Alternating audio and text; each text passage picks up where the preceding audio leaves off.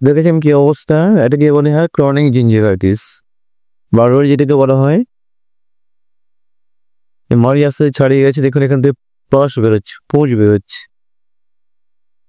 চাপ এখান থেকে পুঁজ বেরোবে।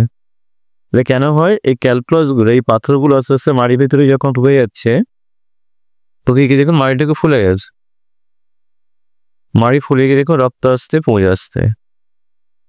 আপনি যন্ত্রণা হচ্ছে? যন্ত্রণা হয়? হ্যাঁ, যখনই ক্রনিক হয়ে যায় তখনই কিন্তু মিস করছে, যন্ত্রণা হচ্ছে, তাই তো?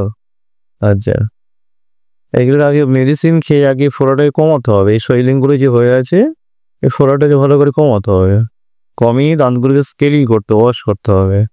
দেখুন সমস্ত দাঁতের কি অবস্থা দেখুন।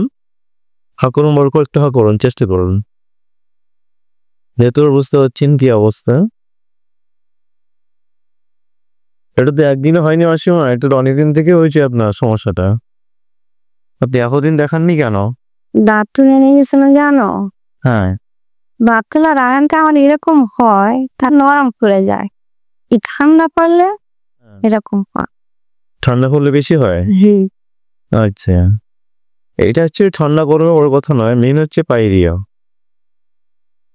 বুঝতে পেরেছেন? অনেক সময় থেকে ব্রাশ করে রক্ত আসে, মাড়ি মুখে খুব দুর্গন্ধ হয়, তাই তো? সমস্ত দাঁতগুলো দেখি, বেরেট দেখি, হা করুন, বড় করে হা করুন।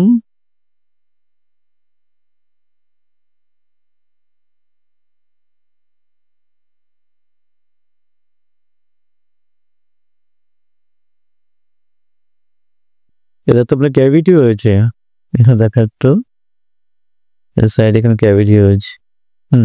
এটা ক্যাভিটি হয়েছে, এটাকে ফিলিং করতে হবে। এটা তোলার দরকার নেই, ফিলিং করলে হবে।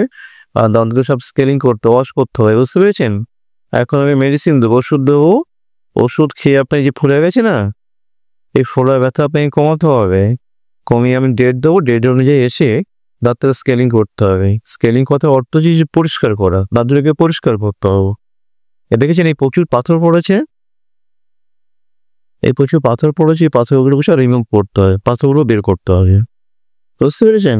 আর কিছু ভালো পেস্ট দেবো, খাওয়ার ওষুধ দেবো, একটা কুচকুচি করার ওষুধ দেবো, দেখুন দাঁত দেবো, সুন্দর হয়ে যাবে, ঠিক হবে, বুঝতে পেরেছেন? দেখুন আমি চাপছি, এখান থেকে পাশ বেরোচ্ছে।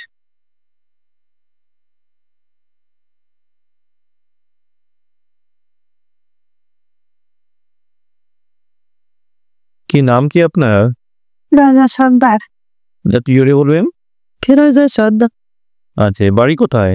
চণ্ডীপুর। আচ্ছা আচ্ছা, দাঁত সম্পর্কে সচেতন হতে হবে মাসিমা, সবাইকে বলবেন, বাড়ির ছেলে মেয়েকে সবাইকে বলবেন।